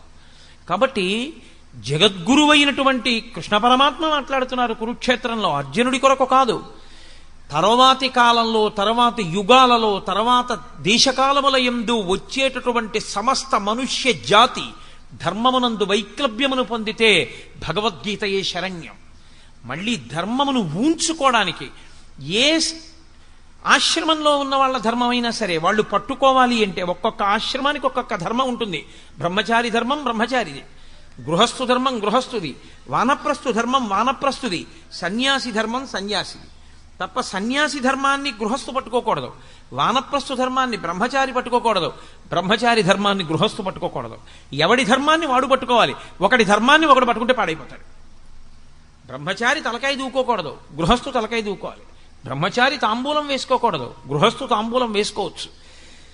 గృహస్థు రేపటి కొరకు దాచుకోవచ్చు. సన్యాసికి ఈ పూట అన్నం దొరికితే మళ్ళీ సాయంకాలం అన్నం కోసం దాచుకోవడానికి వీల్లేదు సన్యాసి. గృహస్థు బయట వర్షం పడుతుంటే ఇంట్లో పొయ్యి మీద అన్నం వండుకోవచ్చు. సన్యాసి ఎట్టి పరిస్థితుల్లో అగ్నిహోత్రం మీద ఏది వండుకు తినకూడదు. అగ్నిని ముట్టుకోడు కాబట్టే చివరి శరీరాన్ని కూడా అగ్నిలో వ్రేల్చరు, భూమిలో పాతిపెట్టేస్తారు. ఎవరి ధర్మం వారిది.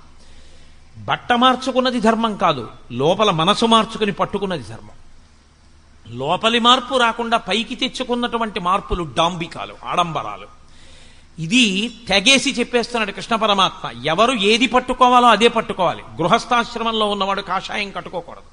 కాషాయం కట్టుకున్నా, కాషాయం వేసుకున్నా వాడు సర్వాన్ని పరిత్యజించేశాడని గుర్తు. అన్నీ విడిచిపెట్టేస్తే కాషాయం వేసుకోవాలి. విడిచిపెట్టకుండా కాషాయం వేసుకుని తిరగకూడదు. తెల్లటి బట్ట మాత్రమే కట్టుకోమని వేదంలో పటలపన్నం చెప్తోంది. గృహస్థుకి తెల్లటి వస్త్రం వినా కాషాయాన్ని ఇంట్లో తెచ్చిపెట్టుకునే అధికారం కూడా లేదు. ఒక్క సన్యాసికి మాత్రమే నిర్దేశింపబడిన రంగు కాషాయం. ధర్మం ధర్మమే, నేను చెప్తే ధర్మం కాదు, వేదం చెప్తే ధర్మం. వేదం ఏం చెప్పిందో అది ధర్మం. అది కాదని మీరు ప్రవర్తిస్తే మీరు వేదాన్ని తిరస్కరించిన వారు అవుతారు, ధర్మమునందు మీరు వైక్లభ్యమును పొందిన వారు అవుతారు. తప్పించి నాకు ఇది బాగుందండి నువ్వు చేయడానికి వీల్లేదు. నీకు ఏది వేదం చెప్పిందో అది మాత్రమే నువ్వు చేయవలసి ఉంటుంది. ఆ వేదం చెప్పిన దాన్ని ధైర్యంగా చెప్పిన వాడెవడో వాడే గురువు. గురువుకున్న ఒకే ఒక ఆస్తి ధైర్యం. తప్ప తానే భయపడిపోయిన వాడు ధర్మాన్ని చెప్పడానికి ఏం పనికొస్తాడు? కాబట్టి నిర్భయంగా చెప్పగలిగిన వాడే గురువు. కాబట్టి జగద్గురువు అయినటువంటి కృష్ణ పరమాత్మకు భయం ఎక్కడుంటుంది? ఆయన నిర్భయస్తుడు. కాబట్టే మహానుభావుడై నువ్వు అటువంటి నపుంసకత్వాన్ని పొందకు. పురుషుడివి పురుషుడిగా నిలబడు. ఏ పని చెయ్యాలో ఆ పని చేయడానికి సిద్ధపడు. యుద్ధాన్ని చేయవయా? ఏమిటిది? చంపేస్తానంటున్నావే. నేను చంపేస్తాను, నేను చంపేస్తే వాళ్ళందరూ చచ్చిపోతున్నారంటున్నావు కదా. నేను నీకొక్క మాట చెప్పేస్తాను, బాగా జ్ఞాపకం పెట్టుకో. అప్పుడు కాదండి, అప్పటి నుంచి ఎప్పటికీ ఇది చెప్పినంత మాత్రాన నాకు మొహం పోయింది అనుకుంటున్నారా? నాకు బాగా పట్టుకుని ఉన్నదే మొహం. అది పోవడానికే నేను చేసుకునే ప్రయత్నం. దేహినోస్మిన్ యథా దేహే కౌమారం యవ్వనం జరా తథా దేహాంతర ప్రాప్తి దేహిస్తత్యనుముచ్యతే ధీరస్తత్రనుముచ్యతే. నాయన బాగా విను అర్జున. లోకంలో దేహినోస్మిన్ యథా దేహే, దేహి అనొకడు ఉంటాడు, దేహము అనొకటి ఉంటుంది. ఇప్పుడు నా శరీరం ఉంది, నా శరీరము ఈ వస్త్రాన్ని కట్టుకుంది. ఈ వస్త్రము నేను కాదు. అజ్ఞానము చేత నేనేమంటూ ఉంటానంటే ఇది చూపించి ఇది నేనంటూ ఉంటాను. కానీ యథార్థమునకు ఇది కూడా నేను కాదు. దీని లోపల ఉన్నాను నేను, అసలు నేను లోపల ఉన్నాను. ఆ నేనన్నది ఏదుందో అదే అందరూ ఇలా చూపించినప్పుడు అంటారు. ఇలా చూపించినప్పుడు అందరూ చెయ్యిటి తిరిగితే అనేది నేను ఇక్కడ కూర్చుని నేను అన్నప్పుడు ఇలా చూపిస్తాను. మీరు ఎవరు నేనన్నా అలా తప్ప ఇంకోలా అనడానికి ఉండదు. అందరూ ఏమంటారంటే నేనన్నప్పుడు ఇలాగే చూపించుకుంటారు. నువ్వన్నప్పుడు మీకు నేను ఇలా అన్నారు, నేను మిమ్మల్ని చూపిస్తే నేనన్న ఇలా చూపించి నువ్వు అంటాను. అక్కడుంది అజ్ఞానం. మరి అందులో ఉన్న నేను ఇందులో ఉన్న నేను ఒకటే. అందులో ఉన్న నేను కాకలుంది, ఇందులో ఉన్న నేను కాకలుంది. అందులో ఉన్న నేనుకి దాహం ఉంది, ఇందులో ఉన్న నేనుకి దాహం ఉంది. ఇందులో ఉన్న నేనుకి బడలికుంది, అందులో ఉన్న నేనుకి బడలికుంది. అందులో ఉన్న నేనుకి వృద్ధాప్యం ఉంది, ఇందులో ఉన్నటువంటి నేనుకి వృద్ధాప్యం అంటే పై శరీరానికి ఉంది. లోపల ఉన్నటువంటి నేను మాత్రం ఎప్పుడు అలా సాక్షిగా ఉంటోంది.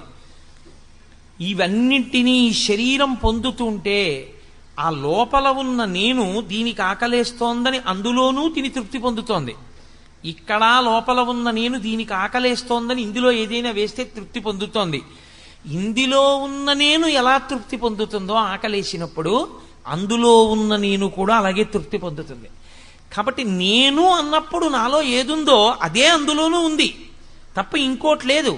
ఉన్నది ఆ పదార్థమే, ఆ పదార్థమే నేనన్నప్పుడు ఉంది, ఆ పదార్థమే నువ్వన్నప్పుడు ఉంది. కానీ అజ్ఞానం అంతా ఎక్కడొచ్చేస్తోందంటే మధ్యలోకి నువ్వన్నప్పుడు వేరైపోతాం. వాడు ఏమైపోయినా పర్వాలేదు, నేను బాగుంటే బాగుండంటున్నాడు. కాదు, ఇందులో ఉన్నవాడికి దీనిలో ఆకలేసినప్పుడు, దీంట్లో పదార్థం పడేసినప్పుడు ఇది ఎలా తృప్తి పొందుతుందో, నాలో నేను అనబడేటటువంటిది ఎలా సంతోషిస్తుందో, ఆ నేనే అందులో కూడా ఉంది. ఆ నేను కూడా అలాగే సంతోషిస్తుంది. అందులో ఆకలేసినప్పుడు పడేస్తే పాపం అది కూడా ఖాళీగా ఉంది, అది కూడా అన్నం లేక ఏడుస్తోంది. అందులో కూడా ఇంత పడేస్తే అందులో నేను సంతోషిస్తుంది, ఇందులో నేను సంతోషిస్తుంది. ఆ నేనుకి ఈ నేనుకి తేడా లేదుగా, ఒకటే నేను. కాబట్టి ఉన్నది ఆ నేనే, సమస్తమంతా ఆ నేనే ఉన్నాను. బట్టలు మారే అంతే. బట్టలు ఏవి కట్టుకుంటే ఏమిటంటే లోపలి నేను ఒక్కటే ఉన్నది. కాబట్టి దేహినోస్మిన్ యథా దేహే, దేహి లోపల ఉన్నవాడు ఈ దేహమును తొడుక్కుంటున్నాడు. తొడుక్కున్నది దేహమైంది. ఎందుకని? ఇది ఉండేది కాదు, దాని పేరే దేహము. దేహము అంటే కాలిపోతుంది. దహింపబడేదేదో దానికి దేహమని పేరు. ఏ దేహమైనా కానివ్వండి, నేను తొడుక్కున్న ప్రతి దేహము కాలిపోవలసిందే. ఎన్ని దేహములను మీరు లోకంలో చూస్తున్నారో అన్ని దేహములు చిట్ట చివరికి కాల్చబడతాయి.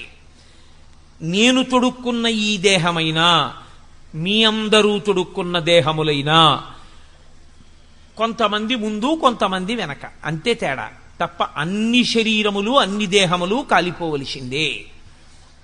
కానీ అర్జున, వచ్చిన పెద్ద సమస్య అంతా ఎక్కడుందో తెలుసా? మూడింటిలో అనుభవాన్ని పొందుతున్నాడు మనిషి. కౌమారం యవ్వనం జరా. మనిషి బాల్యమునందుంటాడు, అంతకు ముందు అవస్థ అసలు జ్ఞాపకంలో ఉండదు. బాల్యం నుంచి జ్ఞాపకం ఉంటుంది. సాధారణంగా లోకంలో 3 సంవత్సరముల వయస్సు వచ్చే లోపల తన పరిస్థితి తనకి జ్ఞాపకం ఉండదు. నాకు 3 ఏళ్ల వయస్సుకి ముందు నేను ఎలా ఉండేవాడిని అని నేను ఆలోచించాను అనుకోండి, బుర్ర బద్దలు కొట్టుకున్న జ్ఞాపకానికి రాదు. కానీ అప్పుడు నేనుంది. కానీ తర్వాత బాల్యం వచ్చింది ఈ శరీరానికి. ఈ శరీరం బాల్యంలో ఉన్నప్పుడు సాయంకాలం అయితే ఇలా ఉపన్యాసాలు ఏం చెప్పేది కాదు. ఇది సాయంకాలం అయ్యేటప్పటికీ ఎవరో 2 వ్యక్తుల్ని వెతుక్కుని ఆ 2తో పంటలు వేసుకుని ఆ 2 పరిగెడితే వాళ్ళని ముట్టుకునేది, ఆడుకుంటూ ఉండేది. వాళ్ళ వెనక తిరుగుతూ ఉండేది. లేకపోతే ఏదో పుస్తకం చదువుకోవడం.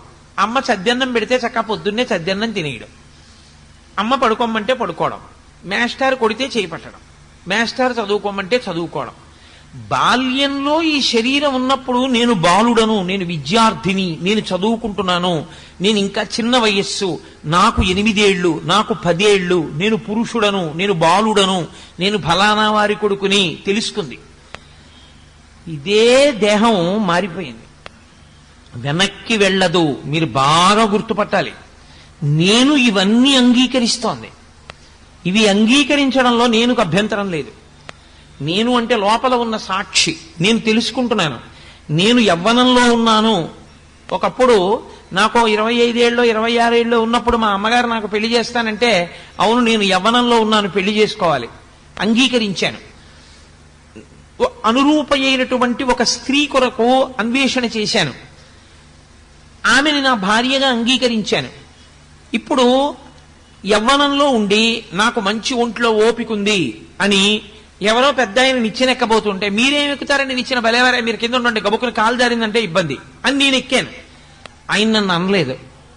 ఏమయ్యా మరి నీ కాలు జారితే అనలేదు ఆయన. ఎందుకో తెలుసా? కాలు జారి కింద పడ్డా నాకేమవుతుంది ఇంకా, ఎందుకంటే యవ్వనంలో ఉన్నాను, బలం ఉంది కాబట్టి నేను ఎక్కగలను నిచ్చెన.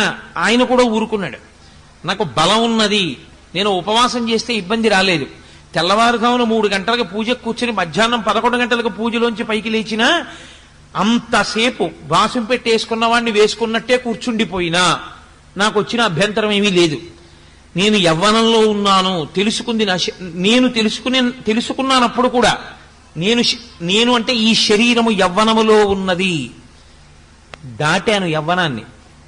నాకు మనవలు పుట్టే వయసు వచ్చింది, నాకు మనవరాలో మనవడో పుడితే బాగుండు, నేను తాతనవుతున్నాను, నేను తాత కాబోతున్నాను, నాకు 50 ఏళ్లు దాటిపోయాయి, ఇంకొక 9 ఏళ్లు దాటిపోతే నాకు షష్ఠి పూర్తి అయిపోతుంది, నేను పుట్టిన సంవత్సరాన్ని నేను చూసేస్తాను, నా జుట్టు తెల్లబడిపోతోంది, నా చర్మం పూర్వం ఎంత గట్టిగా ఇలా ముడత లేకుండా ఉండేదో ఇప్పుడు అలా ఉండట్లేదు, నా చర్మం ముడతలు పడడం ప్రారంభం చేసింది, నేను పూర్వం ఏది తిన్నా జీర్ణం అయ్యేది, ఇప్పుడు ఈ శరీరం అలా జీర్ణం చెయ్యలేకపోతోంది, నేను పూర్వం ఎక్కువ తిన్నా నిద్రపోయి లేస్తే మళ్ళీ ఆకలేసేది, ఇప్పుడు ఈ శరీరంలోకి బాగుంది కదా అని పదార్థం ఎక్కువ పారేస్తే 2వ రోజు డాక్టర్ గారు అపాయింట్మెంట్ తీసుకోవలసి వస్తోంది, ఈ శరీరం మార్పు చెందుతోంది, ఇది వార్ధక్యంలోకి వెడుతోంది.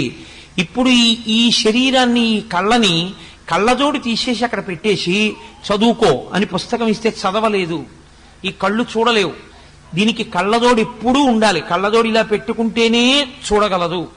అందుకని ఆఖరికి నేను రైల్వే అప్పర్ బెర్త్ మీద పడుకున్నా పక్కన ఓ చిన్న పాకెట్ లాంటిది ఉండాలి, కళ్ళజోడు మాత్రం దానికి తగల్చుకుని పడుకోవాలి. పరుసు అవి దాచుకోవచ్చు, కళ్ళజోడు దాచుకోవడానికి లేదు, దానికి తగల్చుకుని ఉండాలి. ఆఖరికి నేను మెడలో వేసుకున్న రుద్రాక్షలు తీసి తలగడా కింద పెట్టుకుని బెర్త్ మీద పడుకున్నవి స్టేషన్ వచ్చేసిందన్న కంగారులోనైనా లేచి మర్చిపోయి దిగిపోతానేమో, కానీ కళ్ళజోడు మాత్రం మర్చిపోను. శరీరంలో అంతర్భాగం అయిపోయింది అది. ఎందుకని? ఆ కళ్ళజోడు లేకపోతే అసలు ఏమీ కనపడదు. కాబట్టి ఇప్పుడు కళ్ళజోడు లేకుండా నా శరీరము ఏమీ చూడలేదు, నా కళ్ళు చూడలేవు. పూర్వం ఇలా వింటే అలా వినపడేది, ఇప్పుడు ఎందుకో వినికిడి శక్తి తగ్గుతోంది. కాబట్టి ఈ శరీరమునందు మార్పు వచ్చేస్తోంది, ఇది వార్ధక్యమును పొందేస్తోంది, ఇది లొంగిపోతోంది, సంధిబంధములు విడుతున్నాయి. ఇక్కడ వరకు అంగీకరిస్తున్నాం. ఎలా అంగీకరిస్తున్నాం? లోపల ఉన్నటువంటి నేను ఏది ఉన్నదో అది మార్పు లేకుండా ఉంటుంది. అది మార్పు లేకపోతే కదండి మారేదాన్ని గ్రహించడం. అదే మారిపోయింది అనుకోండి, ఇంకదేం గ్రహిస్తుంది? వెళ్ళిపోతున్నటువంటి రైలుని, ఆ రైలు యొక్క వేగాన్ని ఎప్పుడు తెలుసుకోగలం? నిలబడిన రైల్లో మనం కూర్చుంటే. మనం వెడుతున్న రైలు వేగంగా వెళ్ళిపోతుంటే, అవతల రైలు వేగంగా వెళ్ళిపోతే ఆ రైలే అంత వేగంగా వెళ్ళింది అనుకుంటాం. ఆ రైలు కాదంత వేగంగా వెళ్ళింది, మనము అంత వేగంగా వెళ్ళిపోతున్నాం, అది అంత వేగంగా వెళ్ళింది. ఈ వేగం ఆ వేగం కలిపి అది తొందరగా వెళ్ళిపోయినట్టు అనిపిస్తుంది, మనము అంత తొందరగా ముందుకు వెళ్ళిపోయాం కాబట్టి. అది భ్రాంతి. అలా కాకుండా ఏది మారదో అది మాత్రం లోపల ఉంది, నేను ఉండి దీని మార్పులన్నిటినీ తెలుసుకుంటోంది. మీ స్టేటస్ ఏమిటని అడిగారు అనుకోండి, చైల్డ్ అని రాసింది ఒకప్పుడు, చెప్పింది లోపల నుంచి ఐఎమ్ స్టిల్ ఎ చైల్డ్, నేను ఇంకా పిల్లాడిని కాబట్టి చైల్డ్ అని రాయి అంది. ప్యాంటు వేసుకోకూడదు, నిక్కరు వేసుకో అని చెప్పింది, నిక్కరు వేసుకున్నాను.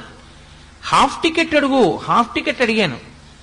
నేను రైల్లో కూర్చుంటే సీటు కావాలనుకుందనుకోండి, ఒక తల్లి వచ్చి బాబు నా ఒళ్ళో కూర్చుందో కానీ దానా అన్న అని చెప్పి ఆవిడ కూర్చుని నన్ను ఆ తల్లి తన ఒళ్ళో కూర్చోపెట్టుకుంది. తన బిడ్డని ఎలా కూర్చోబెట్టుకుందో అలా కూర్చోబెట్టుకుంది.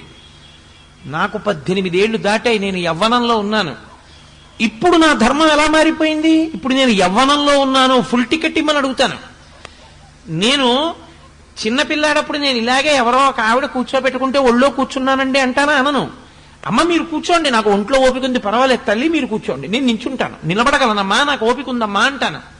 అప్పుడు ఆ శక్తి ఉంది. ఇప్పుడు నేను బాబు ఎక్కువసేపు నిలబడలేనాయా, మోకాలు నొప్పి ఉంది, నాన్న చిన్నవాడివి కదా, నువ్వు నిలబడి నాకు కొంచెం చోటు ఇవ్వగలవా అని బ్రతిమాలుకుంటాను. ఎందుకని? ఇప్పుడు నేను వృద్ధుడనైపోయాను తెలుసుకుంటోంది. ఏమయ్యో వయసు ఎంత వేస్తావో, సీనియర్ సిటిజన్ నాకు టికెట్ కన్సెషన్ ఉందంటుంది. అంటే నేను సీనియర్ సిటిజన్ అయిపోయాను, వృద్ధుడిని అయిపోయాను. తెలుసుకుంటోంది. తెలుసుకుంటున్నదేదో దానికి మార్పు లేదు. ఏది తెలియబడుతోందో దానికి మార్పు ఉంది. మీరు కొంచెం జాగ్రత్తగా గమనిస్తే మీ అసలు నేను మీకు దొరికిపోతుంది. దీనికి ఇక్కడ నెప్పెడుతోంది అనుకోండి, ఏమిటో ఇక్కడ నెప్పెడుతోందండి అంటాడు. నొప్పి దేనికొచ్చిందో ఆ నొప్పిని తెలుసుకుంటున్న దానికి నొప్పి లేదు, అందుకే దీనికి నొప్పెడుతోందని తెలుసుకుంటోంది. ఈ కన్ను నేను కాదు, అందుకే ఈ కంట్లో కుంకుడు పులుసు పడితే ఈ కన్ను చూడలేకపోతోందని చూస్తోంది. అది చూడలేని దాన్ని చూస్తోంది కన్ను, లోపల ఉన్న నేను తప్ప. కన్నే నేననుకోండి, కన్ను చూడలేకపోతే ఇక కన్ను చూడలేకపోతోందని నేను ఎక్కడ చూస్తాను? కన్ను చూడలేకపోతోందని చూస్తున్నవాణ్ణి నేను. ఈ శరీరమునకు నొప్పి పెడుతోందని తెలుసుకుంటున్నవాణ్ణి నేను. ఈ శరీరము బాల్యమునందున్నది అని తెలుసుకున్నవాడను నేను. ఈ శరీరము యవ్వనములోకి వెళ్ళింది అని తెలుసుకున్నవాడను నేను. మార్పు లేదు. బాల్యమునందు మార్పు లేదా, నేను అలాగే ఉంది. యవ్వనంలోకి శరీరం వచ్చింది, నేను ఎందు మార్పు లేదు, శరీరం మారింది. శరీరము వార్ధక్యంలోకి వెళ్ళింది, నేను ఎందు మార్పు లేదు, ఇది వార్ధక్యంలోకి వెళ్ళిందని తెలుస్తుంది. నీకు తెలియందొక్కటే ఉంది, అందుకనే భయపడుతున్నావు అన్నారు కృష్ణ పరమాత్మ. ఏది నీకు తెలియదో తెలుసా? ఇది పడిపోతుంది. నీ భయం అంతా ఏమిటంటే, ఇది పడిపోయినా నీవు ఎవరి మీద అత్యంతాభిమానం పెట్టుకున్నావో వాళ్ళ శరీరం పడిపోయినా ఇక వాళ్ళుండరు, ఇది పడిపోతే నువ్వు ఉండవు అని నువ్వు అనుకుంటున్నావు. బాల్యంలో ఉన్న నీ శరీరం యవ్వనంలోకి ఎడితే లోపల ఉన్న నేను లేకుండా పోయిందా? ఉందిగా. యవ్వనంలో ఉన్న నీ శరీరం వార్ధక్యాన్ని పొందితే లోపల ఉన్న నేను లేకుండా పోయిందా? ఉందిగా. వార్ధక్యంలో ఉన్న శరీరం పడిపోతే లోపల ఉన్న నేను లేకుండా పోతుందని ఎందుకు అనుకుంటున్నావు? ఉంటుంది. మరి ఉంటే అప్పుడు దానికి శరీరం తదా దేహాంతర ప్రాప్తి, మళ్ళీ ఇంకో శరీరాన్ని పొందుతుంది. అలా ఎందుకు పొందడం? ఇందులోనే ఎందుకు ఉండిపోకూడదు? అంటే దానికి ఒక లక్షణం ఉంది. బాగా జీర్ణమైపోయినటువంటి దానిలో తాను ఉండదు. ఇది ఆ జీవుడికి ఉన్న లక్షణం అండి. అందుకే ఇల్లు కప్పంతా కన్నాలు పడిపోయింది అనుకోండి, పాడు పడిపోయింది అనుకోండి ఇల్లు, అబ్బాయి ఇందులో ఉండలేమండి అని వెళ్ళిపోతాడు. పెంకులన్నీ రాలిపోయి అంతా కన్నాలు పడిపోయి వర్షం పడిపోయి సూర్యకిరణాలు పడిపోతున్నాయి అనుకోండి, ఇల్లు పాడైపోయిందండి, శిథిల గృహం అయిపోయింది, ఇందులో నేను ఉండనని ఆ ఇంట్లోంచి బయటికి వెళ్ళిపోతాడు. ఏదో 4 గోడలు ఉన్నాయి కదండి, ఓ 4 దొంగలు ఉన్నాయిగా అందులో ఉంటానంటాడా? అనడు. సూర్యుడు చంద్రుడు ఇద్దరు కిరణముల లోపల పడితే తానుండకుండా బయటికి వెళ్ళిపోతున్నాడు. వాన ఎండ లోపలికి వస్తే నేను ఉండనంటున్నాడు. ఇది కూడా జీర్ణమైపోయి జర్జరీభూతమైపోతే ఇక తాను తినలేక, ఇక తాను త్రాగలేక, తను తిన్నది తనకి జీర్ణము కాక, తను తిన్నది నేనుగా మారక. మీరు చాలా జాగ్రత్తగా గుర్తుపెట్టుకోవాలి ఆ మాట. నేను నీళ్లు తాగితే తాగిన నీళ్లు నేనైపోతాయి. నేను అన్నం తింటే నేను తిన్న అన్నం నేనుగా మారిపోతుంది. నేను ఏది చదువుకున్నానో అది నేనుగా మారిపోతుంది. వార్ధక్యమునంత ఏమైపోతుందో తెలుసా అండి? వీటన్నింటినీ కూడా స్థూల శరీరం తిరస్కరిస్తుంది. తాను ఇంతకుముందు ఏది తెలుసుకుందో దాన్ని స్ఫురణలోకి తేదు. ఇప్పుడు నేను ఇలా ప్రసంగం చేస్తున్నాను, ఇంకో 30 ఏళ్ల తర్వాత ఈశ్వరుడు నాకు ఆయుర్దాయం ఇస్తే నేను వచ్చి ఇలా కూర్చున్నాను అనుకోండి, నేను ఇంత క్రమంలో ఉపన్యాసం చెప్పగలనని నమ్మకం ఏమి ఉండదు. ఆ స్ఫురణ ఉండదు, ఆ జ్ఞాపక శక్తి ఉండదు, క్షీణించిపోతుంది. అప్పుడు ఇలా తాళం చెవులు తీసి ఇలా పక్కనెట్టాను అనుకోండి, తాళాలు ఎక్కడెట్టాను తాళాలు ఎక్కడెట్టాను తాళాలు ఎక్కడెట్టాను అని వెతుక్కుంటాడు. మనవడు వచ్చి అంటాడు, తాతగారు తాళాలు అక్కడే ఉన్నాయి కదా తాతగారు అంటాడు. పరాకు వచ్చేసిందిరా అంటే తాళం వేశాను అనుకుంటాడు, వెళ్ళిపోతాడు. తాతగారు తాతగారు తాళం వేయలేదంటారు. చూసావా ఎంత ఇబ్బంది వచ్చిందో, పరాకు ఎక్కడో పెట్టేశానరా అంటాడు. పరాకు వచ్చేస్తోందని బెంగోటి వచ్చేస్తుంది, అదో భయం వచ్చేస్తుంది. కాబట్టి జీర్ణమైపోతూ ఉంటే శరీరం, అందులో ఇక జీవుడు ఉండడు. దేహము కాలిపోవడానికి యోగ్యతని పొందేస్తోంది అనుకోండి, తాను ముందే ఖాళీ చేసేస్తాడు. ఇది మీకు అందుకే ఈ జీవలక్షణమే పక్షి దగ్గర ప్రారంభం అవుతుంది. అందుకే సంసారంలో ఉపాధి మనుష్య ఉపాధికి దగ్గరగా ఉంటుంది పక్షి. అందుకే గూడు కట్టుకోవడం, గూడు పాడైపోతే ఎగిరిపోవడం, ఇవన్నీ చేస్తూ ఉంటుంది. మనం చూడండి, ఇల్లు శిథిలమైపోయింది అనుకోండి, ఇక కాపరం ఉండం, విడిచిపెట్టి వెళ్ళిపోతాం. అలాగే అర్జున, ఈ శరీరము జీర్ణమైపోయినా, ఈ శరీరము జీర్ణము కాకపోయినా, ఇక వాసయోగ్యము కాకుండా పోయినా, వాసయోగ్యము కాకుండా ఎప్పుడు పోతుందో తెలుసా అండి? ఇల్లంతా ఉంది, చక్కగా ఉంది, తుఫానుకి కప్పు ఒక్కటి ఎగిరిపోయింది. ఉంటారా? ఉండరు, వెళ్ళిపోతారు ఇంట్లోంచి. ఇల్లంతా ఉంది, పైకప్పులో నల్లత్రాచు దూరింది పెంకుటింట్లో, ఆ ఇంట్లో మీరు పడుకుంటారా? పగయగల్గెనేని పామున్న ఇంటిలో ఉన్న ఎట్లగాక ఎట్టులుండు అంటారు నన్నయ్య గారు భారతంలో. ఇంకా ఇంట్లో మీరు కాపురం చేయరు, మీరు నిద్రపోగానే పాము ఎక్కడి నుంచి దూకుతుందో తెలియదు. ఈ శరీరమునందు అతి ముఖ్యమైనటువంటి వ్యవస్థని ఆపు చెయ్యగలిగినటువంటి స్థితి ప్రవేశించిన అకస్మాత్ కారణము చేత ఛిద్రమైన గూడు, ఏదో వెడుతున్నాడు, జరగరానంత పెద్ద ప్రమాదం జరిగింది, శరీరము ఛిద్రమైంది, ప్రధానమైన అవయవం దెబ్బతినేసింది. ఏ గుండో దెబ్బతింది, ఇహ ఉండడు జీవుడు, బయటికి వెళ్ళిపోతాడు. మెదడు దెబ్బతినేసింది, బయటికి వెళ్ళిపోతాడు.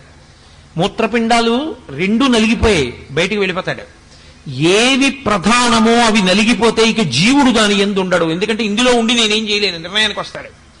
వచ్చి ఉత్క్రమణము, బయటికి వెళ్ళిపోతాడు. కాబట్టి అలా వెళ్ళిపోవడం వరకు నువ్వు ఒప్పుకుంటున్నావు, అక్కడ వరకు నీకు తెలుస్తోంది. నీకు భయం ఎందుకు వచ్చిందో తెలుసా? బాల్యములోంచి యవ్వనంలోకి వెళితే భయపడలేదు, సంతోషపడ్డావు. యవ్వనంలోంచి వార్ధక్యంలోకి వెళ్ళావు, భయపడిపోలేదు, నేనున్నానుగా అన్నావు. ఆ తర్వాత దానికి భయం ఎందుకు పడిపోతున్నావు తెలుసా? అయ్య బాబో ఇది ఉండదని. ఇది ఉండదేమో కానీ అర్జున, దేహం ఉంటుంది, మళ్ళీ ఇంకో శరీరంలో గడిపోతావు. ఇది విడిచిపెట్టగానే మళ్ళీ ఇంకో శరీరం ఇస్తారు, అందులోకి ఎడతావు. తదా దేహాంతర ప్రాప్తి, అది నీకు తెలియదు కాబట్టి నీకు అనుభవంలో ఉన్నా గుర్తుండదు.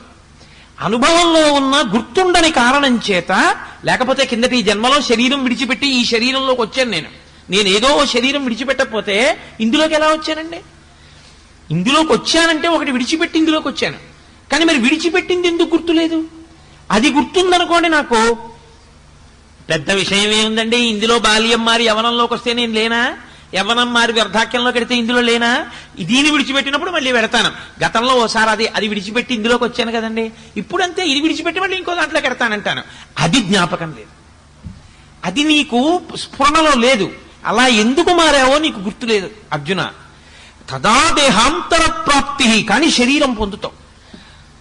కాబట్టి ధీరులైనటువంటి వారు, పండితులైన వారు, వేదాంతమును అవగాహన చేసుకున్నవారు, వేదాంతము అనుభవంలోనికి తెచ్చుకున్నవారు దాని ఎందు నముహ్యతి, మోహమును పొందరు, భయాన్ని పొందరు. ఆఫ్టర్ ఆల్ ఇది బాల్యంలో ఉన్నప్పుడు భయపడ్డానా? యవ్వనంలో ఉంటే భయపడ్డానా? వార్ధక్యంలో ఉంటే భయపడ్డానా? ఉన్నాను కదా అన్నాను, అప్పుడు ఉంటాను.